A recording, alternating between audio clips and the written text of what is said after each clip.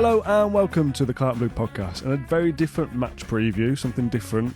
The last one of the season, the final game of the season, it all comes down to this one single game, the shootout for the Champions League qualification. Normally it'll be John Townley and I after a press conference, but John's off tomorrow. How dare he? And he isn't going to the presser.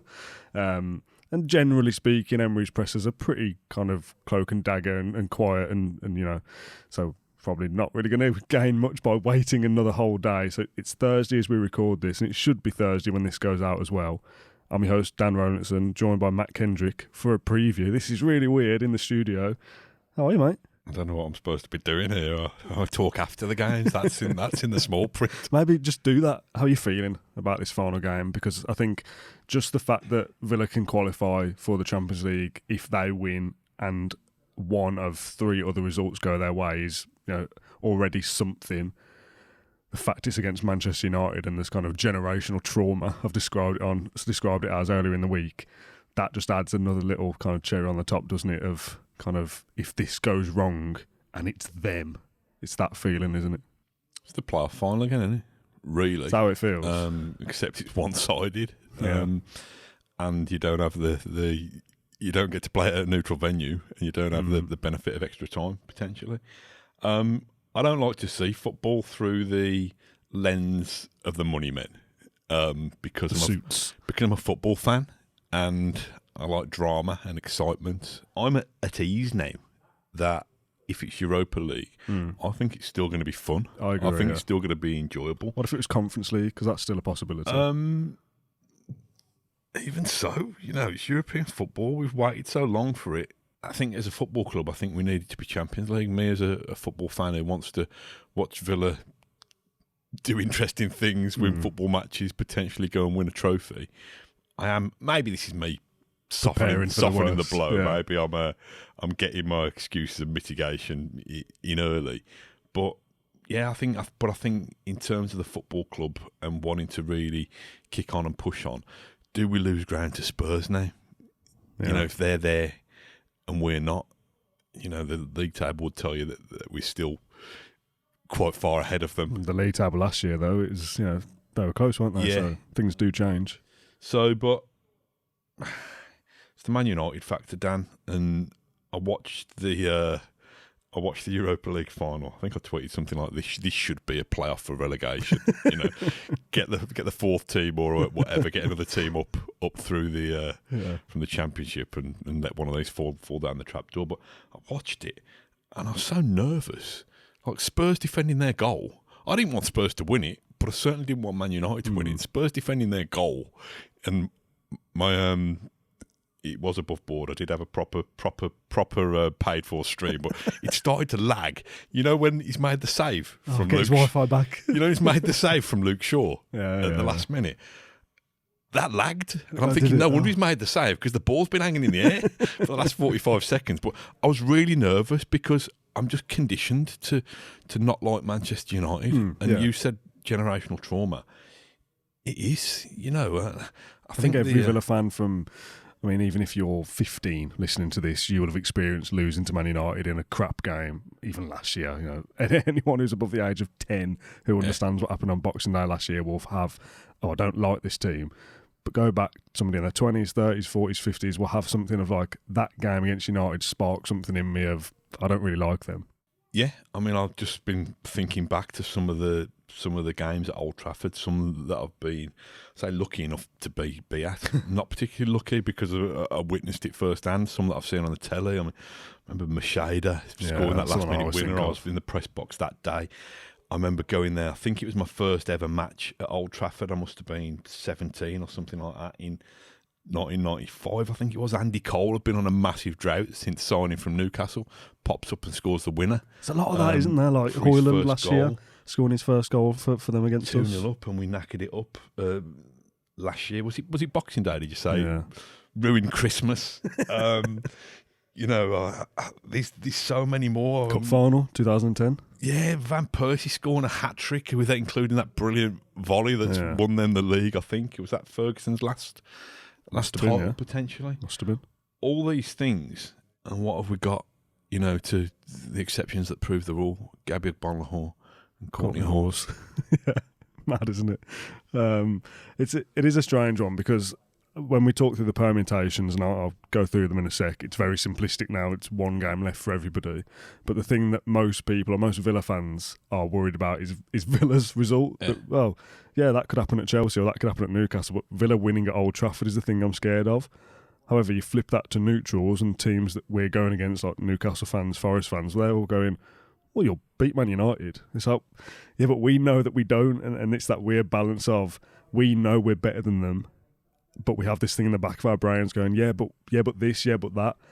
None of that should really matter, but for some reason, as a fan base, it does. And take away everything from the previous however many years.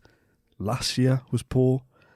The home result this year was poor. So even under Emery in this squad, they've had crap results as well. So yeah, It's one of those, somebody says to you, beat Man United at the crappiest Man United team in living memory at Old Trafford to guarantee a Champions League place. Almost guarantee.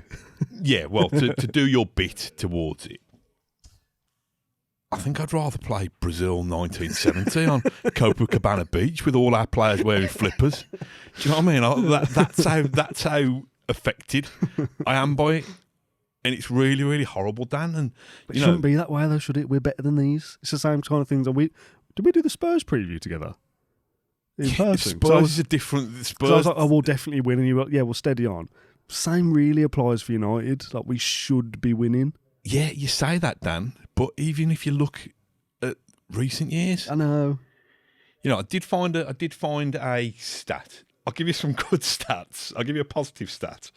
And a few negative stats for balance. Aston Villa have earned 8 points from their last 7 Premier League games against Man United. That's the good stat. That's as many as they've gained in their previous 31. Yeah. So we've got 8 points from 7 games. We turned a corner then. So 1-2, drawn 2, lost 3 in the last 7 games. Previously, 1-1, drawn 5, lost 25. Yeah. So there's glimmers of hope, but even the positive that I'm clutching for sounds crap. I saw a post today that Villa have won, is it 8 out of 9? And United have only won 9 all season in the league or something like that. Like the run that we're on is their entire season's worth of points. Well, here's another one. It's not just the Man United factor. It's our last day away from home factor. Aston Villa have won just once on the last 26 occasions. Wow, their final league game of the season has come away from home. I've got to start on that because I saw there was a tweet, a comment on our last Q&A saying that Villa have a poor record on the final day. And I thought, that's probably one of those things that you feel like it, but you don't really. So I had a look. This is some open door English sent the comment in. Villa are traditionally crap on the last day and traditionally roll over at Old Trafford. A point at best, I'd say. Next season, do a Spurs, take a holiday for the league and then show up for the Europa League final. I had a look through the last 10 years, which obviously isn't 10 Premier League final days because we weren't in it for a few, but Palace last year, 5-0, kind of excuse that. Brighton the year before it won 2-1, got in the Conference League. And that's about as good as it gets of the last 10. Man City, 3-2 on the final day. We're 2 up in the title deciding game for Man City and Liverpool and blew it. 2021, we beat Chelsea on the final day, but it was the COVID 5,000 fans return back thing. West Ham, final day, 2020 when we stayed up, 1-1. 2016, we got battered by Arsenal, but we were already relegated. 2015, we lost to Burnley 1-0 at Villa Park. And 2014, final day, we lost to Spurs 3-0. So, the comment is correct. We are poor on the final day. However, is any of that relevant? Does that matter? None of it's relevant, but it's relevant to my mood. Yeah, okay. Going into it, it's relevant to me being. Emery's not going, we lost to Burnley in 2015. No, I don't think. Well, if he is, then he needs to take a serious long look at his man motivation. Chelsea, apparently the last time we won away from home on the last day of the season was at Chelsea in 2001, 2002. Were you even born then, Dan? I was born then, yeah. John Townley was probably not born, or just about. I'd have been 6 then. Manchester United have won 40 Premier League games against Aston Villa. The only club who's won more games against an opponent in the Premier League. Is that Liverpool and Everton? No, it's Manchester United and Everton. That's it, okay. So, listen, let's throw that. That's a work phone. Let's place that. Place that down carefully. Place that down gently. It has no bearing on it. No. whatsoever. But this explains why Villa fans are going, ooh, I'm a little bit scared about it because of that history. Yeah. Yeah, but none of that should be relevant. The permutations are this simple. If Aston Villa beat Manchester United on Sunday, and that's the thing people are concerned about, but let's just say we win, and one of the following happens, Villa qualify for the Champions League. Chelsea don't beat Forest, so a Forest win or a Forest-Chelsea draw is good for us. Man City lose at Fulham. If they get a point, they can still get to 69 like us, and their goal difference is superior, so they have to lose. Or Newcastle don't beat Everton. So even a Newcastle draw would allow us into the Champions League on 69 with them on 67, I think it would be. So we don't need all of those to happen. We only need one of them to happen. And of those three, can I see at least one of those things happening? Yes. I don't think Chelsea will win, is my prediction. I think a Forest win or a draw is more likely than a Chelsea win. Man City losing at Fulham isn't impossible. Yeah, Fulham have done us some favours over the years, so maybe you never know. And Newcastle, I think they probably will beat Everton, but Everton are the draw specialists, aren't they, under Moyes? So, again, you never know. But I'll come back to it. The thing that most are concerned about is Villa doing their bit. Without giving me a specific score prediction, will Villa do their bit, do you think? There are scenarios where a draw would be enough. Like, let's say Newcastle lost, City lost. A draw would be enough then by a point, but forget that. Simplification. I don't think we'll win the game. We have to win. You don't think we'll win? I don't think we'll win the game. Oh. And I'm sorry if people Really? tune out. You don't think we win? It's too deep rooted, Dan. The scars. See, I don't know. Because I've said this loads of times, and I'm always aware of, like, everyone who listens to everything are probably going, you've done this before, mate, but those that don't listen to everything, the final four, Fulham, Bournemouth, Spurs, United, I kept saying we won't win all four because Bournemouth away is tricky. Even Fulham could be tricky, but you won't win all four, and I was very firm on that until we beat Bournemouth. Because I thought we'd definitely beat Spurs, and then if you've won 3 in a row and you've done all that hard work, how can you go to Old Trafford and not win and just do your bit and hope for the best with everyone else? So I think now we will win all those games. I think we will win on Sunday. Yeah, but you know me well enough. Even if I did think we'll win, you're not going to say it. I don't want to jinx it. I'm a 46 near 47-year-old man who goes over two drains. I won't walk under a ladder. Do you know what I mean? I've disproved the jinx theory though recently, though, haven't I? I'll throw a sock in a bin. Not trying to be all Michael Owen about his apple from core 60 or whatever yards. it was. But I won't make life decisions based on it. But for some reason, it's weird because I'm not kind of a lucky pant wearer. No. Or anything like that. But I disproved it recently. Somebody on Spotify said, because I said for the Spurs game I wore that away shirt and exactly the same pair of shorts and everything as I did at Wembley. So how did you risk it? We beat Spurs, so it's completely irrelevant. This jinx thing, this lucky shirt stuff, it's all just nonsense. But I can tell you for definite that ahead of Spurs, I parked in my usual place and I walked over lots of sets of two drains. I'm not sure whether we did that at Wembley. I'm not sure how many was. I don't know what the manhole covers of. Trying to get spotted by different people. Yeah. So. Yeah, I don't know. I just don't buy into the superstitious jinxing. If I say Villa are going to win and we don't, that's not my fault. I'm not playing, am I? I hate it. I really gets my goat, the jinxing stuff. It's just nonsense. I've had a policy of not being overly confident, fearing the worst, etc., etc. It's served me reasonably well through my life. I'm desperate for us to win. Yeah. I'm desperate for us to win, even if those other eventualities don't happen. Yeah. I'm desperate for us to do our bit and say that we've come, a bit like we did with the playoff run. I think, the amount of wins that we put together, it had that sense of inevitability, though, that for me, the playoff. So, well, if we get but there, we weren't playing Man United in the final at Wembley. No. I don't know. I've just got a feeling we'll win and one of the results will go our way. And I think Chelsea, Forest is the most likely one of the three. I think Newcastle will win and I think City will probably win. But I just can't see Chelsea winning. And there's been a lot of talk about them almost like being guaranteed and they can start preparing for Champions League. They can't. Forest away, it's really tricky. If it was Chelsea at home to Palace, who've got nothing to play for and are still picked up from Wembley, I'd probably expect Chelsea to win as well. But I think the results, at least one of the results will go our way and we'll do our own job because we kind of just have to. And you might just see us play in a different way. I'm sick of talking about it, Dan, now. Can we just finish it here? I'm too worried now. I can't finish there. We haven't done all the usual bits yet. Let's talk a little bit about the Europa League final. Not the game specifically because it was dreadful. But we were trying to work out before the game, who do we want to win from a Villa playing at Old Trafford on the final day since. We now know, obviously, United lost. I think that's a good thing for us now. I was a little bit the other way. Change your tune, ain't you? Yeah, no, I was the other way before. That I thought if they win, and it's all just about the Europa League, and they've got the trophy before kick off, and all the players have been, partying since today till Sunday, their heads won't be on it and whatever. That's kind of how I felt. Seeing them lose it means they're not in any kind of Europe at all. It's not like they can fall back on the Europa League. Like, no Europe at all. Players' contracts, all the kind of psychological aspects we've spoken about of football, of players all of a sudden thinking, well, I'm not going to be here next year. Like, my future is away from this club, and that playing a part maybe. And I just think about the Fulham game at home for Villa after Wembley. Well, obviously we won the game, and obviously the atmosphere was okay afterwards. But the initial thing was, have you got over that yet? Like, imagine Old Trafford after that European game, how dull and horrible it's going to feel for the fans, and how that will bleed into the atmosphere, but on a heightened scale of, imagine that Fulham game for Villa after Wembley was that we didn't really like Emery, and we didn't really like many of the players, and we didn't like the ownership, and he's on tour anyway. We need to get to it. He shouldn't be. We like Villa, we like our team, we like our manager, we like our ownership, but even we felt that hangover after Wembley. So I think you add that into the Old Trafford mix, I think it's going to be a horrible place there for their fans. Protests and all sorts.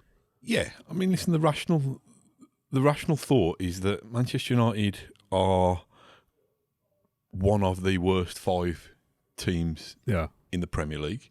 So we're probably talking Alex McLeish's Aston Villa? Yeah, well, yeah. Paul Lambert's Aston Villa? Stayed up just by virtue of the others three worst teams or whatever. So we know that. We know that the disappointment of losing a cup final, not only losing a cup final, not really showing up properly in a cup final, although, they kind of had a go, but didn't look like they were going to, until the dying seconds, they were going to get anywhere. So the disappointment of that, it has the impact on next season in the same way that losing a championship playoff final would, so that they could have fluked their way to Champions League and been back on the top table of European football. That would have had an impact in terms of their finances. It would have had an impact in terms of how attractive they are to keep their smattering of good players and to attract new players. So all the signs, again, if you're a rational human being, all the signs are they're going to be down on the luck. The ground's falling to bits. They're not used to being as embarrassed and ashamed of all this, and that resentment, frustration, disappointment has got to go somewhere. So you'd think that it's the perfect laboratory conditions for Aston Villa to go and play there. So I do get it.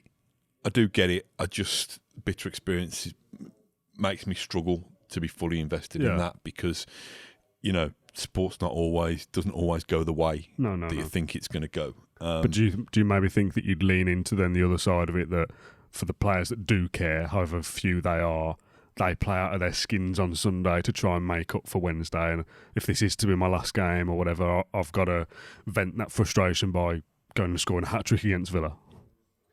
I don't think they'll down tools. I think they'll be motivated to a point. But what is their motivation? To probably get out of Old Trafford without being booed and lynched? I think if they win, that might be the reaction anyway. So Villa's motivation is going to be far greater. Yeah. Villa's ability, player for player, as a team collective, we're better. I wouldn't swap managers for the world. So why do you not think we'll win? Do you want me to go back through Machida, Andy Cole? Should we try and pick some kind of 11 for Villa? I suppose there's the usual talking points of, is it Mings or Torres, is it Dean or Maatsen, etc. But actually, before we pick a team, let's stay with the negative side of things. How many players do you think will be playing for Villa, and this will be their final game? I don't know. I didn't know how many tears were shed at the Player of the Year awards last night. So did we have our body language expert poised to pour over the photographs and stuff? I don't know. The Martinez one's one that's run, isn't it? Since the Spurs game last week. I think Martinez, Cash, possibly. He might still be involved. I don't think he'll be first choice. Bailey, I think it'll be his final game. Barkley, I think it'll be his final game. And then I think, and I'm not going to put a name on it, I think there'll be one other that we don't really realise yet. Oh, it was his last game as well. With Watkins or a Ramsey. Or a Conce or something like that. Yeah. No one expects it now, but a big comes in. It's good for PSR, and we go, oh, that was his last game at Old Trafford. So there'll be a few, and like we said, does that have any impact or not? Like, it's hard to quantify. I think if you're picking an 11, obviously Martinez plays, Cash, Conce, I'd go Maatsen. Would you? Yeah, I think I'd go. I think I'd go back four of back unit, if you like. Obviously Martinez in goal. I mean, I'm not that sentimental towards Robin. I saw Robin Olsen play at Old Trafford in one of Emery's first games in the League Cup. I was there with my lad, and it was him and Ludwig playing at left back. Oh, and they were trying to play. They're trying to play that passing football. Yeah. And it just opened the door to United to get back in the game. What a blast from the past that name is. So yeah, Olsen in goal, right to left, Cash, Conze, Mings I'd have in there. Yeah, and I'd have Maatsen in there. That's what I'd like to see, but I think Torres will play. Do you think? Yeah. I know we're waiting for the presser, but what's the latest on Tielemans? Because I did enjoy those quotes from the Belgian manager. To be fair, the bit I saw about he's basically injured because he's played too much. He's like, well, yeah, fair enough. That probably is the reason he's started loads of games. It was when he tried to pick the team. I was saying, well, what he could have done was Belgium don't pay his wages, and it's not your business, mate. So yeah. To be honest, Rudy, it's none of your business. Grow up, mate.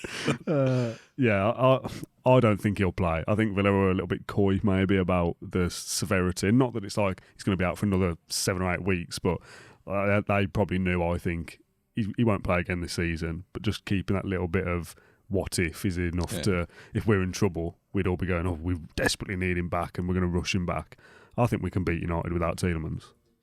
Yes, so it's probably going to be an Arna and Kamara as your double pivots. Yeah. Is that the word? Is that what the kids say today? That's what the kids say, yeah. Double pivots.